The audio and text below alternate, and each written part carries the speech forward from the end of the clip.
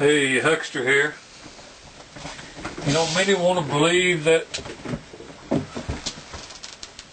there are fallen angels, angels that sin, and Satan, the Saw-tawn, was actually an angel in heaven who fell and took a third of the angelic host with him. You know, recently me and my sister had a big fallout about this. We've since made up, and she apologized and said things just weren't going her way that day, and she was sorry she took it out on me. But what she was really attacking was my beliefs, and she tried to stifle my beliefs, and that's just not going to happen. And you know, many people on YouTube today will try their best to stifle your beliefs by saying things about you to make you look either insane or evil. You know, an inaccurate assumption often requires other inaccuracies to support that assumption. And as a result of that, truth becomes obscure. You know, the Bible, the Scriptures is supposed to be the basis for doctrine. But much of what is being taught is not doctrine at all, it's just theory. And it has become the new doctrine, because many doctrines taught in modern churches, modern Christianity, are in fact false, and they can be proven.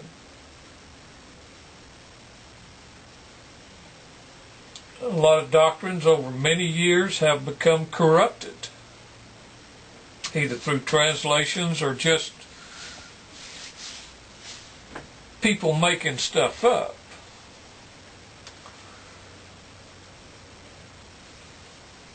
If you have an inaccurate assumption, it suddenly turns into an assumed fact and becomes a doctrine taught and promoted in a church without any solid evidence of scriptural support. And then, what happens then, it turns into basic deception. And those who have the power to influence people become the teachers of this basic deception. Most preachers do that when it comes to fallen angels, hell. We're living in the last days, and such as that. When God, the one truly God, revealed himself to Moses and had Moses write the Torah, the first 5 books, there was not one single mention of an evil angel named Satan, or evil angels, or from any kind of being that could tempt you in your mind to transgress the law. The main point of the Torah is to proclaim that there is only one God, and that one mighty one is Yahweh. In Exodus it says, I am Yahweh, your mighty one, which has brought you out of the land of Egypt, out of the house of bondage. You shall have no other mighty one before me, no other God before me. And to you it was shown that you might know that Yahweh is the Almighty. There is none else besides him. Know therefore this day, and consider it in your mind, that Yahweh, he is the Almighty in heaven above and upon earth beneath. There is no one else. It comes from Deuteronomy. But still today, some will say, and some will believe, and some will teach that there is more than one mighty one, more than one all-powerful.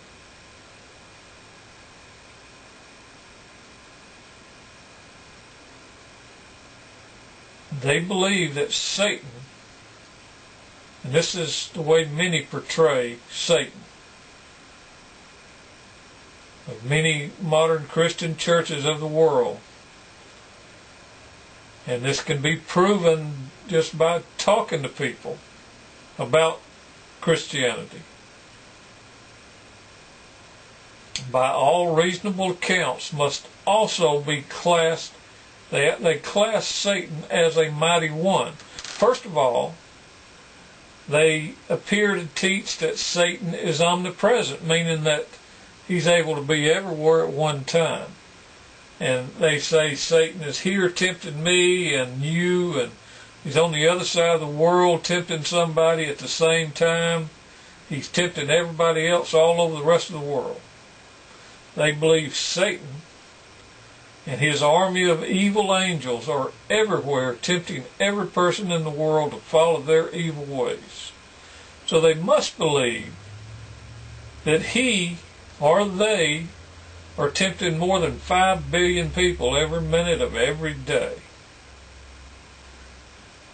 No human being could do that. But they say Satan is a fallen angel. Well, let's examine where they get this fallen angel message from. Most will say it comes from Ezekiel 28, talking about the king of Tyre, the governor, the ruler of Tyre. Here's a good translation of Ezekiel 28.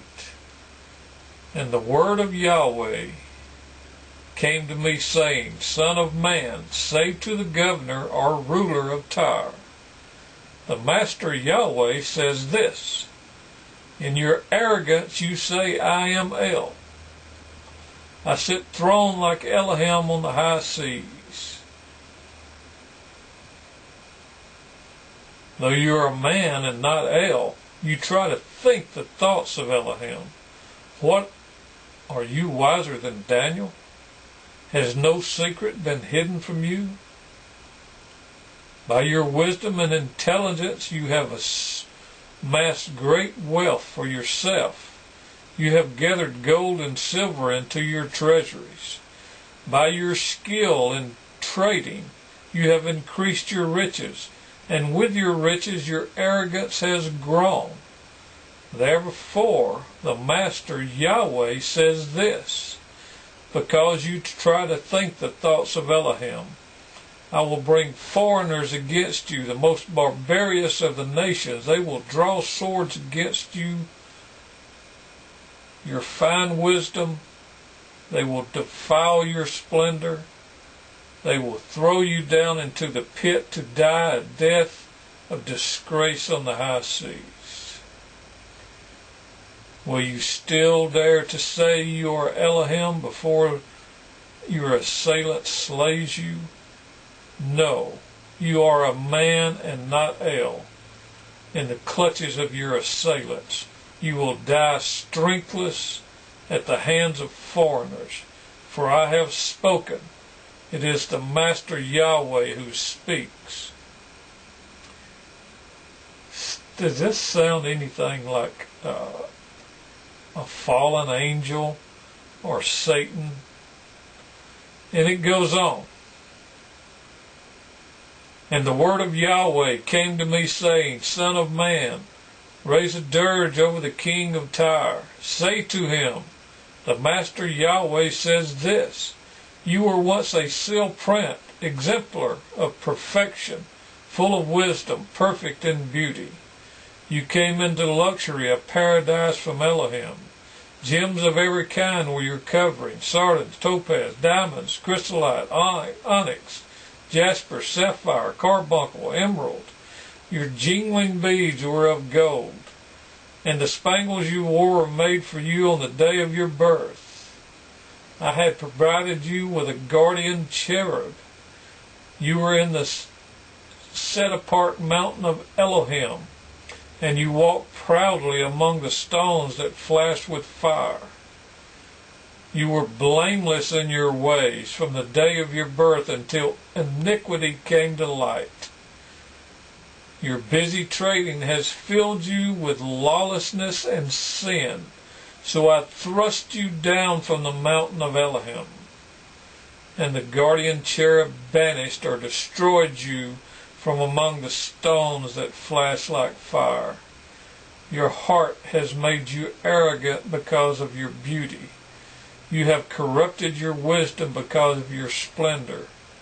I have thrown you to the ground. I have made you a spectacle for other kings. So great was your sin in your wicked trading that you have desecrated your sanctuaries. So I kindled a fire within you to consume you.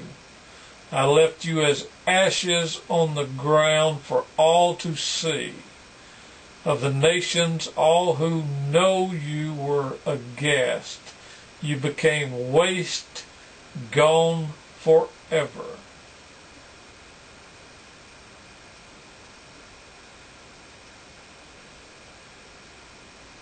How could this be? The Satan, the fallen angel, that my sister and many others will argue at how beautiful he was. Created so beautiful, and then he was cast out of heaven.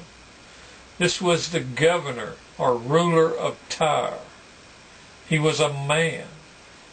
Though you are a man and not El, you try to think the thoughts of Elohim.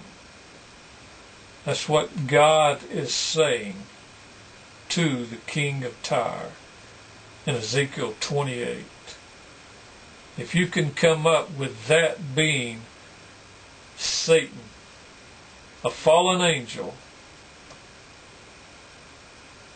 then, have at it. This is a passage that many use on which to base the assumption that this king of Tyre is in fact being called Satan, spoken of in figurative speech.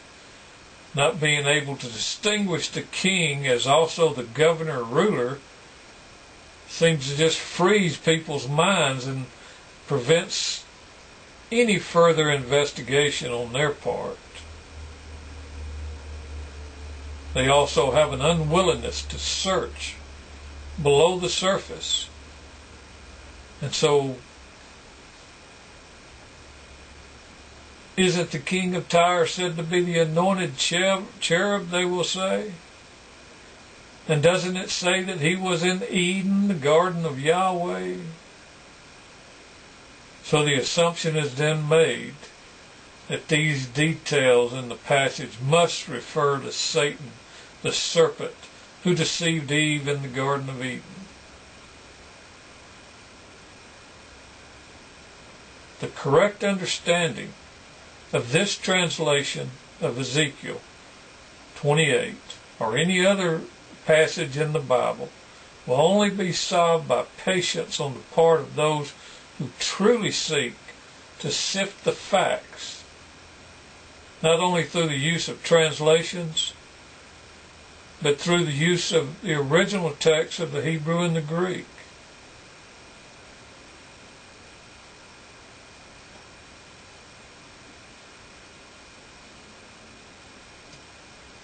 As for me, I will not blaspheme angels by saying they sin, and by saying a third of them was in heaven, and we are to pray, Thy will be done on earth as it is in heaven. So if anything like that were to have happened in heaven, it would have been God's will.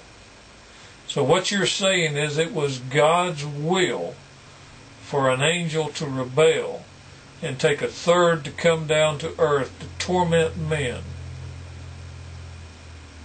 And you make him equal to God in so many ways.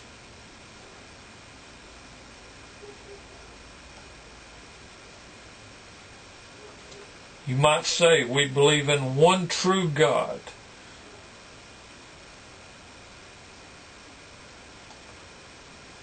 But what you're really saying is what modern Christianity is saying, by all reasonable accounts, that Satan must also be classified as a mighty one. My Bible tells me Jesus destroyed Satan, who is the accuser, the adversary, the opponent. All through Scripture, that's what he was in the Old Testament. The translators took that word Saw-tawn, which meant the accuser, the adversary, the opponent, and made it into a name of a being, Satan. And Christians have fell hook, line, and sinker. And now there is no longer one all-powerful, one mighty one, Yahweh. But now they have two, as Zoroaster taught. Zoroasterism had to be an equal opposing force to God. This is a Persian belief that the Jews brought out of the Babylonian captivity. And Christians teach it today in their churches, in their homes, on the streets when they meet people. I even had a close relative tell me that if I did not believe in Satan, that she would have all the church elders come to my house and correct me. It's sad that they say Satan is a fallen angel when it's Saw-tawn.